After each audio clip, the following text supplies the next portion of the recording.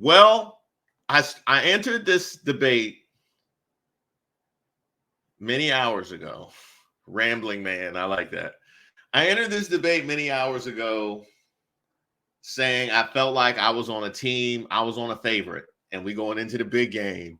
And I felt like we have everything is working in my favor. We just have to not mess it up. And I was nervous. I was very nervous before it started. I was even more nervous when Kamala first spoke because it was clear that she was nervous when she first spoke. The comment that I gave at the time was smile, because just for me as a performer myself, something about the act of smiling relaxes me, reminds me that this is not life or death, reminds me to enjoy this process, whatever it is that I happen to be doing, as tense as it may be. I was extremely nervous when Kamala first started speaking. And it was a tough first maybe 10 minutes. It was rough. It was a rough about 10 minutes. I don't know how long it was. I'd be curious to go back and watch exactly how long it was. But when she baited him, which I had full confidence that she could do, because Biden even baited him.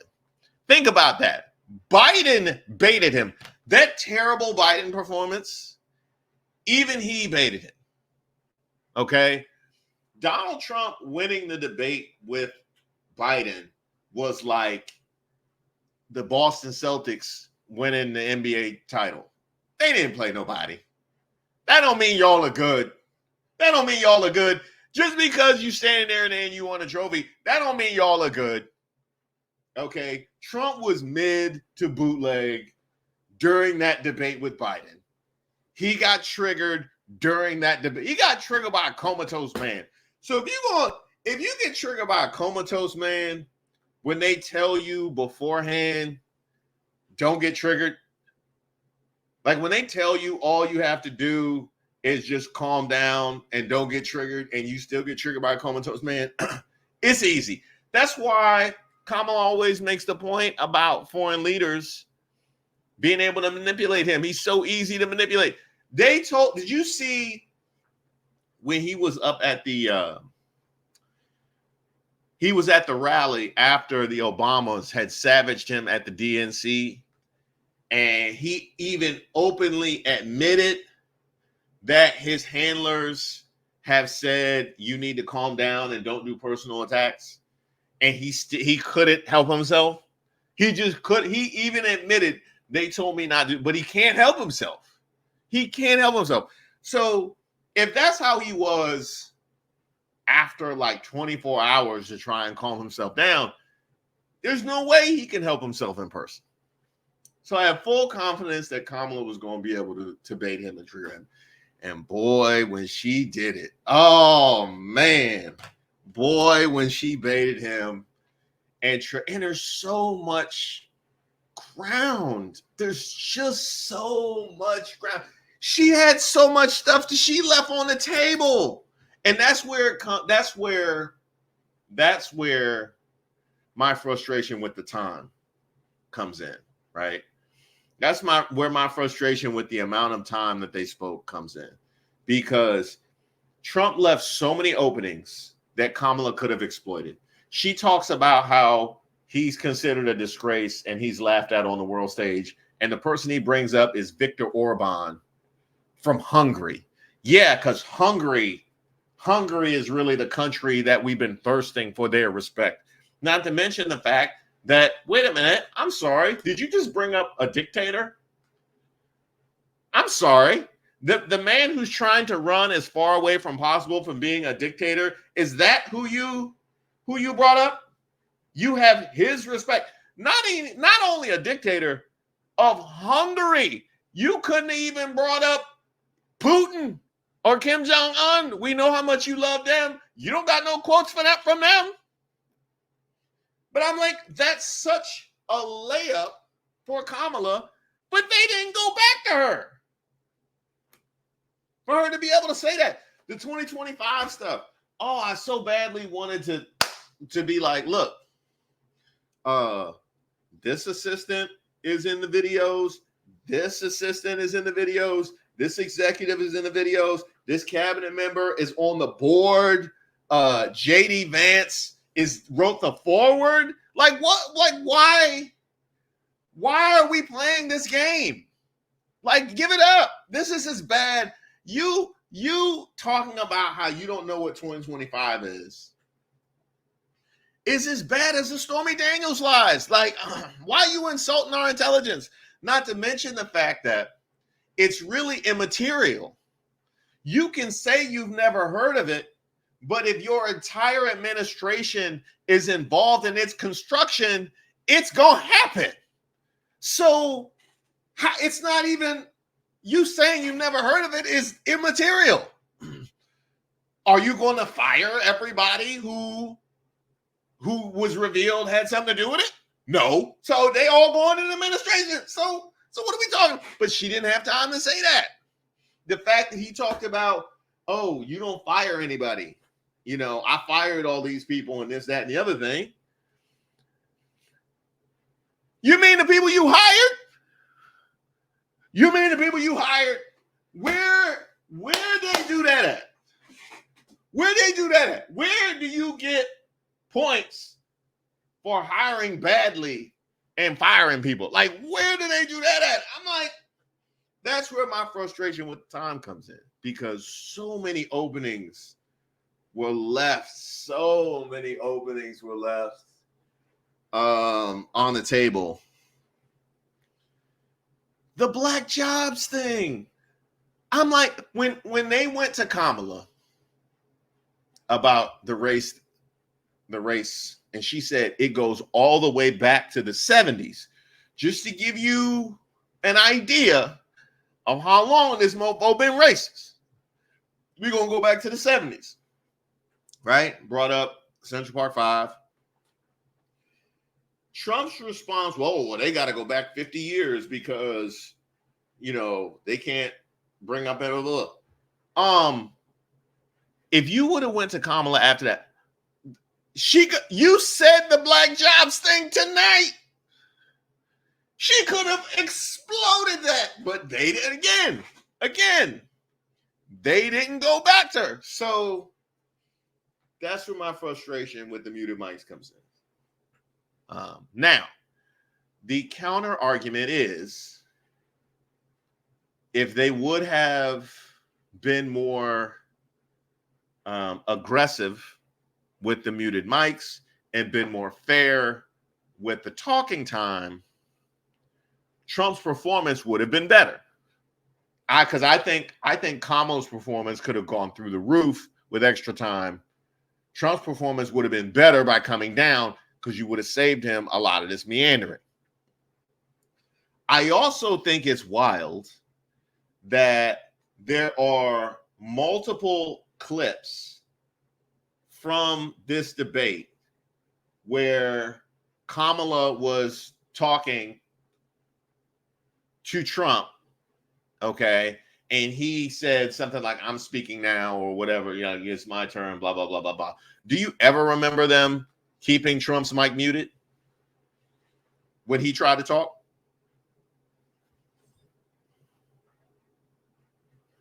Do you ever remember them keeping Trump's mic muted when he tried to talk?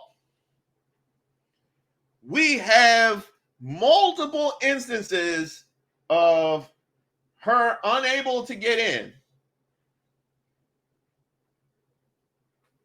But we have I can't think of any time where he was shut down when he tried to talk. To the point where, and this is the point that I made, right?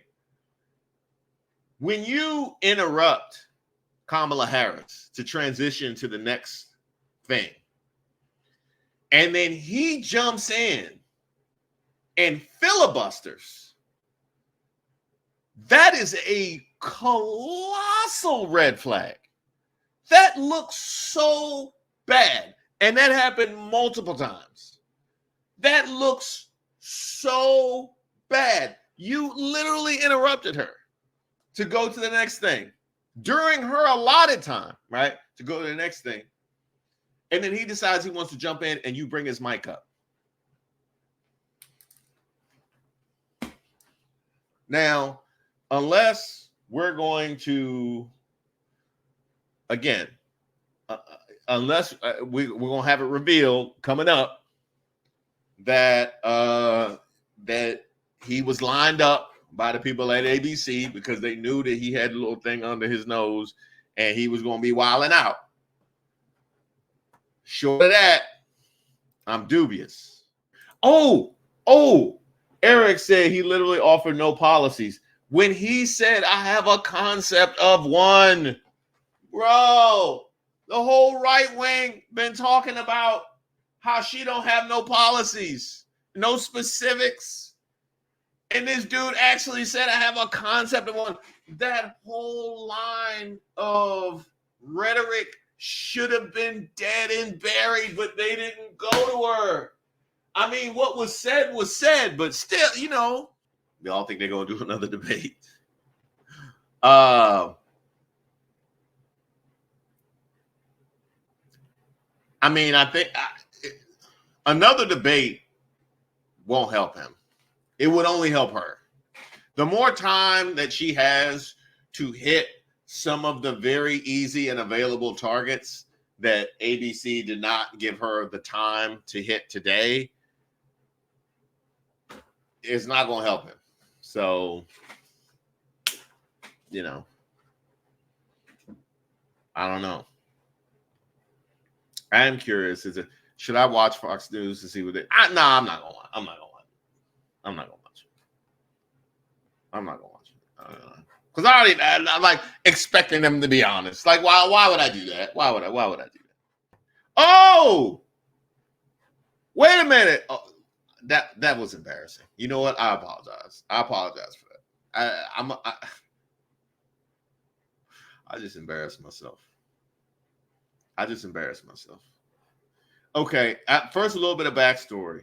So last night, my wife and I were talking because I was on Instagram and I saw a meme about people going at Taylor Swift. And I was like, oh, people really, really mad at Taylor Swift. And she was like, what happened? And I was explaining to her the whole thing, like the whole situation. And she was like, yeah, but Taylor, she'll say something like eventually. And I was like, I don't know. I mean, this seemed to be the time. Like, she definitely could have said something, like, you know. So that's the backstory. And then you fast forward to a few minutes ago, or rather like 60 seconds ago, when Agma had posted in the chat. Agma posted in the chat, Taylor Swift just dropped her endorsement for Harris. And your boy saw it and just said, oh! And I'll never be able to have that moment back. I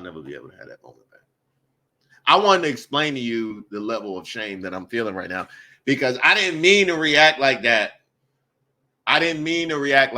To Taylor Swift endorsing Kamala Harris, because it's not that meaningful to me. But I reacted that way because we had that conversation. That's all. I reacted that way because we had the conversation. But that's embarrassing. That's embarrassing that I just did that. You know, my daughter is actually a very big Taylor Swift fan. She really likes Shake It Off. And one day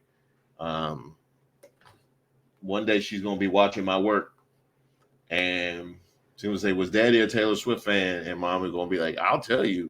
As you watch how he reacted when she endorsed Kamala Harris. Oh! And then that's going to be there for everybody. Thank you guys so much for watching the video, and especially those of you that have liked and subscribed to the page. Did y'all know I had a website? I know, it's so kind of old fashioned these days. Yes, I have a website, reesewaters.com. There you'll find my most recent work, but also my past work if you want to know a little bit more about me. You'll also find a portal where you could sign up for my newsletter. You could also sign up by sending me an email at reese@reesewaters.com. You could also send me any suggestions for ideas, something I need to take a look at, or you just want to say hello. And by the way, if you go to the website now, you'll find a little something special. That's right, we got merch. There's mugs there, there's t-shirts there, there's hats there, repping street politics, troubled waters, and of course, racists of the week. Where would we be without racists of the week? I don't know that I would have any content.